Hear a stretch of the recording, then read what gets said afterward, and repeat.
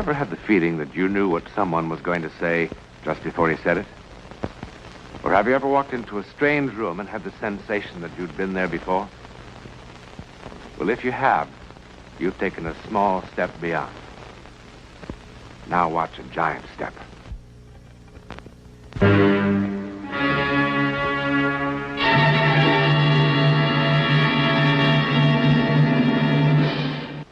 It's a lovely house, isn't it?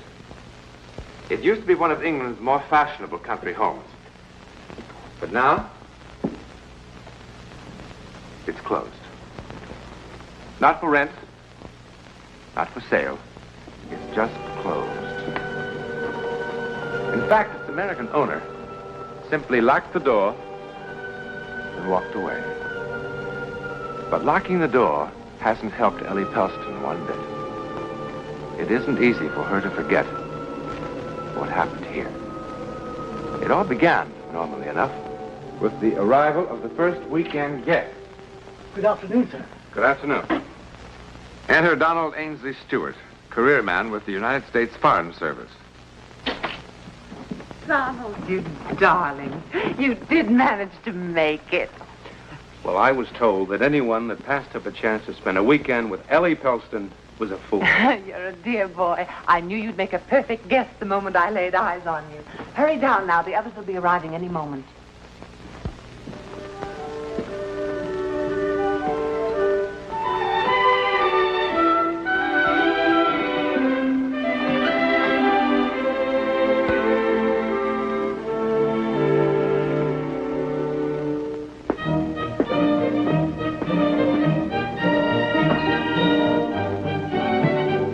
May I help you unpack, sir? No, thank you. Can I get anything for you, sir? No, thanks.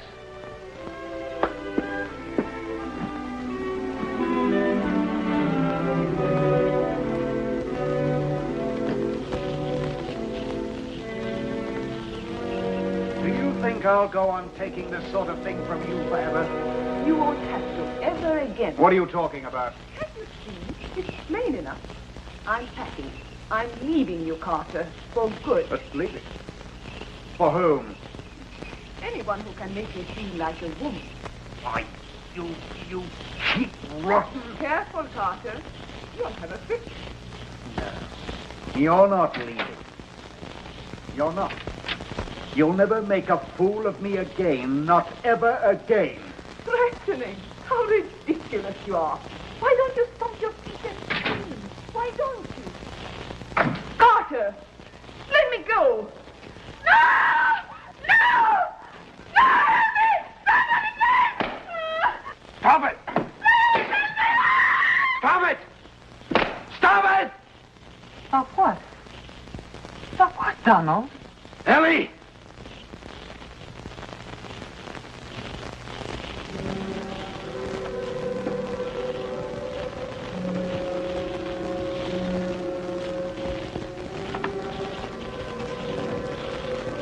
Donald?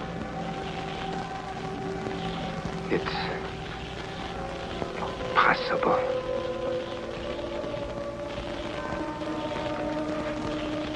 Gone? Donald, who's gone? They were here. They were.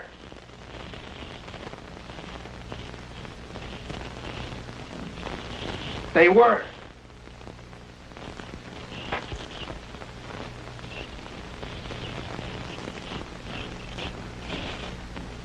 Who was here? I don't understand. Donald, are you all right? Ellie.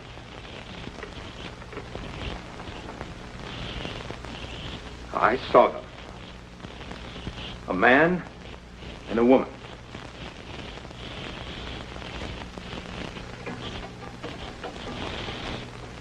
Ellie killed her with this.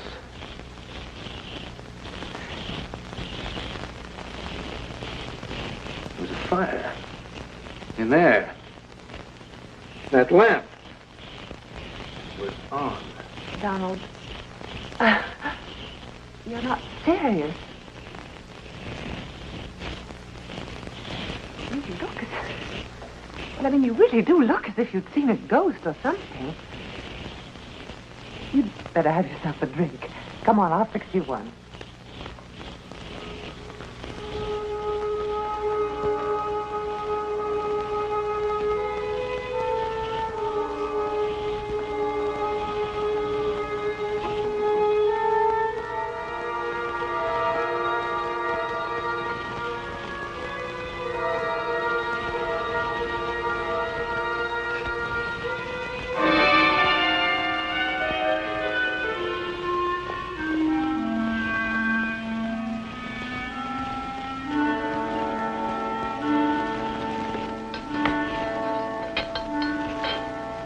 This will fix you up. 7 different kinds of rum, a dash of bourbon, and all kinds of marvelous things. Well, now, that must be some of the others. Help yourself. I'll be right back, Donald.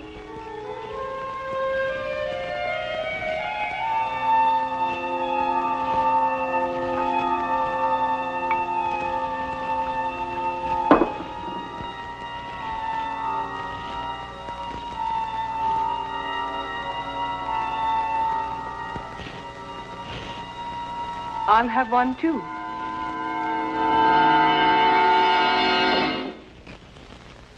Well, I haven't made an impression like that in weeks.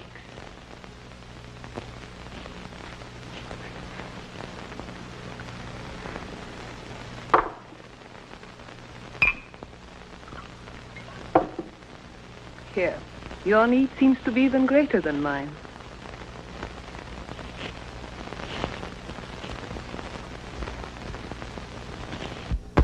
Was the drive down from London terribly exhausting? Oh, it was a bore. It was a terrible bore. I got so tired looking at the back of that chauffeur's head. Every place we go with Julian, we always have to drive. Just once I would like to be able to go by train. The car's quicker. Oh, the car is quicker. And if I say I'd like to go by aeroplane? The car's more comfortable. You see, he's stubborn. With Julian, every day has to be like yesterday. When you discover the best way to do a thing, it's foolish to change. None of you know my new friend, Donald Stewart. We must all be especially nice to Donald. This is his first time in England. He's to be attached to the American consulate here. Donald, this is Hermione and Julian Morley. How do you do? How do you do? How do you do? How do you do? And this lovely young thing is Claire Seymour. That is the secret of Ellie's success with people. Flattery rolls from her tongue as naturally as breathing. I thought she was just being accurate. There is no question that you're in the right line of work. Excuse me a moment. I have to talk to Isabella about dinner. Friend.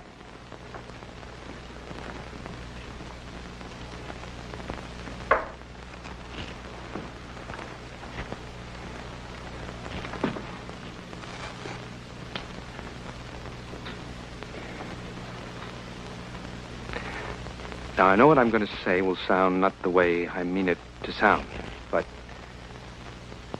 have I met you somewhere before? I'm disappointed in you. After that lovely compliment, I expected something more artful. No, I mean it. Have we met somewhere? If we had, I should hope you wouldn't have to be reminded. Now, please. This is terribly important. Well, Ellie said you'd never been to England before. I just arrived here 2 days ago. Since I've never been to America. Now, you just arrived here, or didn't you? Yes. I mean, just a moment ago, just before I saw you and dropped that glass. Yes, but why is it so important? And what made you look so strange when you first saw me? Because... No, it's too ridiculous. What is, for heaven's sake? No. Now, you've just met me. And if I told you what I have just seen, you would know that I was a complete fool. Try me. Perhaps after I've known you for a while. I hope that won't take too long, Donald. I don't quite know what to make of you, but your approach is certainly intriguing. On the contrary, I find it quite obvious and rather disgusting. You always put things so delicately, Carter. Meet my boor of a husband, Donald. Every time he opens his mouth, some new horror comes out. A natural result of being married to you, my love. Carter, how nice to see you. But Claire said you weren't coming. I couldn't bear to spend a whole weekend separated from my loving wife. And I was so looking forward to a pleasant weekend. I'm sure. That's why I changed my mind. You see how it is. Mr. Stewart is a friend of Ellie. We only met 2 minutes ago. Oh, I'm sure that won't handicap you, my dear. Ellie, which room is it? I'd like to clean up. Your usual. Which room is it? The Seymour's room? Is it the one across from mine? Well, yes, as a matter of fact. Claire, come upstairs. I want to talk to you. I have heard everything you have to say. Too many times. No. Would you rather I went into it right now? Right here? No. I see no reason to bore everyone. Good afternoon, Carter. Oh, hello. Hello, Julian. Hello. I think I'll finish unpacking. Dinner's at 8, Donald. Oh, by the way, we make it a custom of dressing here for dinner on weekends. I hope you don't mind. Makes it more of an occasion somehow. Not at all. Dress for dinner. It means that Claire and her husband will be in dinner clothes.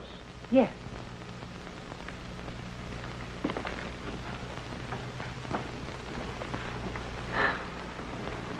It's a very odd young man you found, Ellie.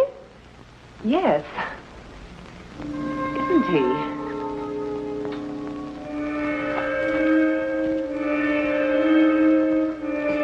Do you suppose I like making scenes like that?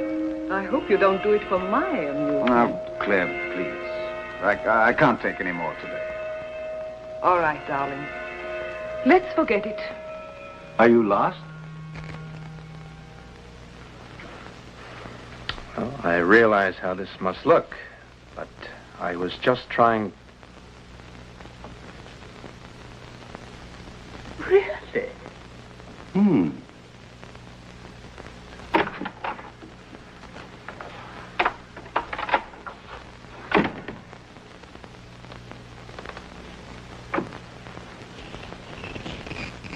And I can't blame you a bit if you've already made up your mind that I've lost mine.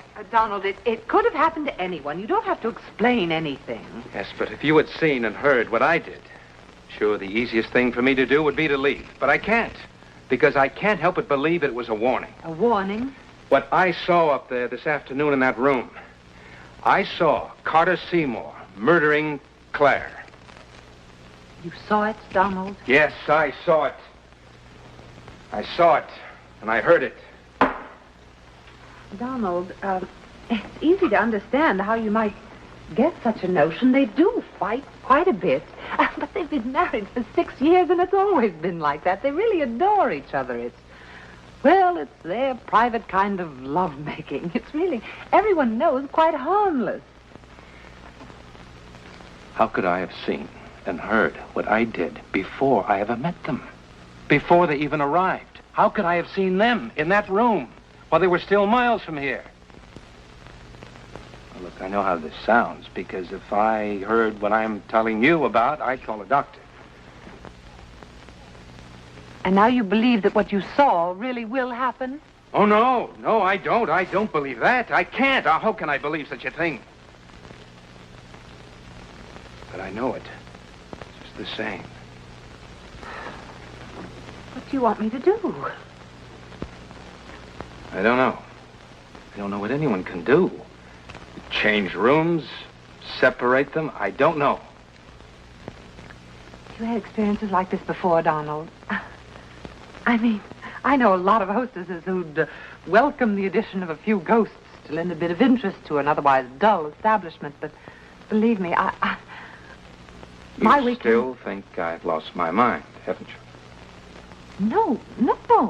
I wouldn't put it that strongly. Well, if you insist on making an issue of this thing, I do have my other guests to consider. They're dying for a drink. Martinis? Excellent idea. Stuart, I want to apologize for... Your dress. You've got that look on your face again. It's the same one, the one I saw before, on her. On who? Anyway, it better not be. It was sold to me as an original. Well, there, you see. How could I have imagined an original dress? How do I know what you saw just because you convince yourself after the fact? Would someone like to tell me what this is all about? Yes, I'll tell you. No, not in my house, Donald. Ellie, I congratulate you. Your weekends are never dull, but this time you've outdone yourself. When are we to be let in on the mystery? Never, if I can help it. Martini is wonderful. Aren't you drinking?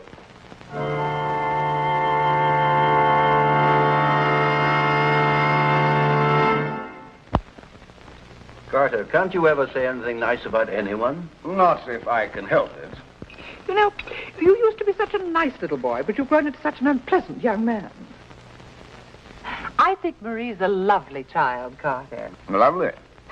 Oh, she's pretty enough, but she'll never be able to stand Bernard's pace for long. I give them 2 months, maybe 3. She'll soon begin looking for a man closer to her own age. They're not even married yet, and you have them in the divorce court. It's inevitable. Oh, there you are, you see, Carter. You're so bitter. I don't know whether he's bitter or just a bore. Oh, I'm so glad to see you awake for once, Julian. How are things at the plant, Carter? Are your difficulties with the supplier at an end? Yes, we've come to terms. I must talk to you alone. Go ahead, talk. No, not here. We're still competing. I've got to talk to you alone. Perhaps you'd like to see me alone, Stuart. Oh, Carter, for heaven's sake. No, it really isn't the sort of thing that you're thinking. No. Well, just what sort of thing is it? Well, go on, Stuart. Why don't you explain it to everybody? I'm sure they'd be very interested. Just look at their faces. Ugh.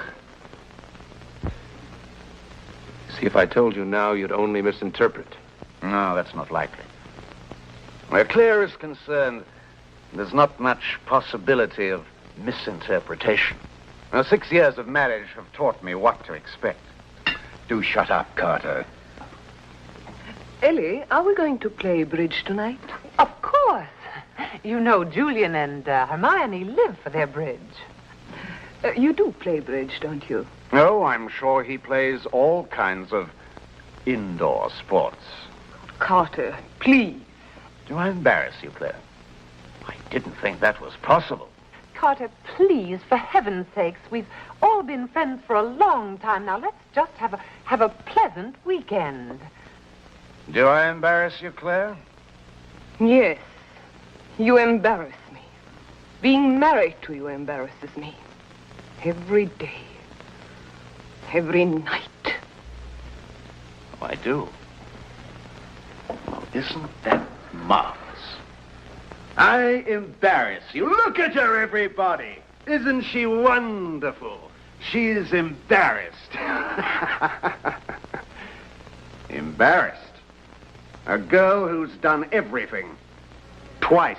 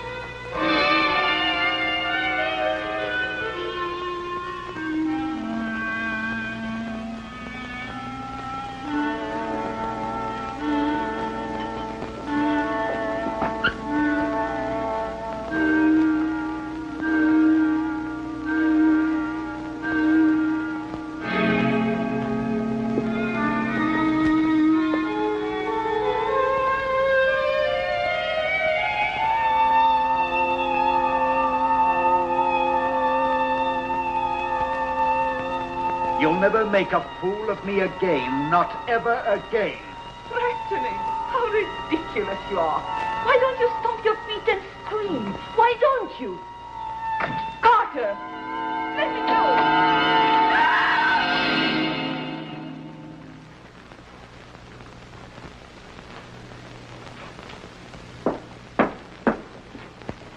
Now, wait. Sir? The Seymours. Where are they? Mr. and Mrs. Seymour? Oh, they've gone, sir. They've gone. Yes, sir. Well, they can't have. Well, they have, sir. When did they leave? Just now. Oh, and they said to give Mrs. Pelston their regrets, that they're not fit company for anyone right now.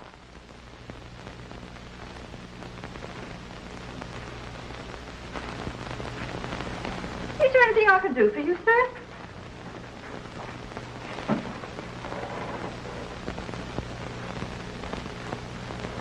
They didn't even light the fire. What's that you said, sir? It was nothing. It was nothing. Nothing? So it seemed. Then.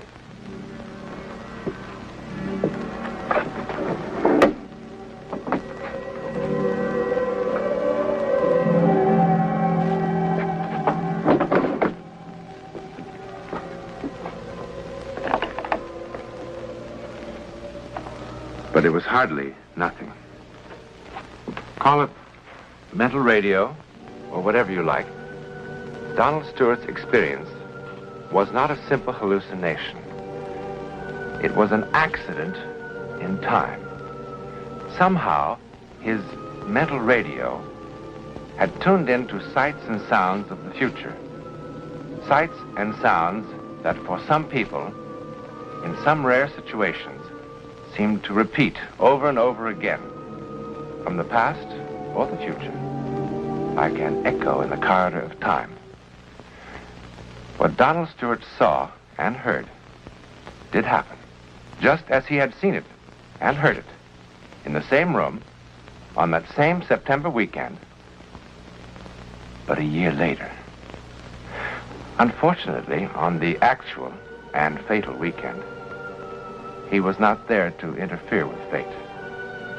Now, perhaps as many believe, fate is inexorable, and nothing and no one can change it.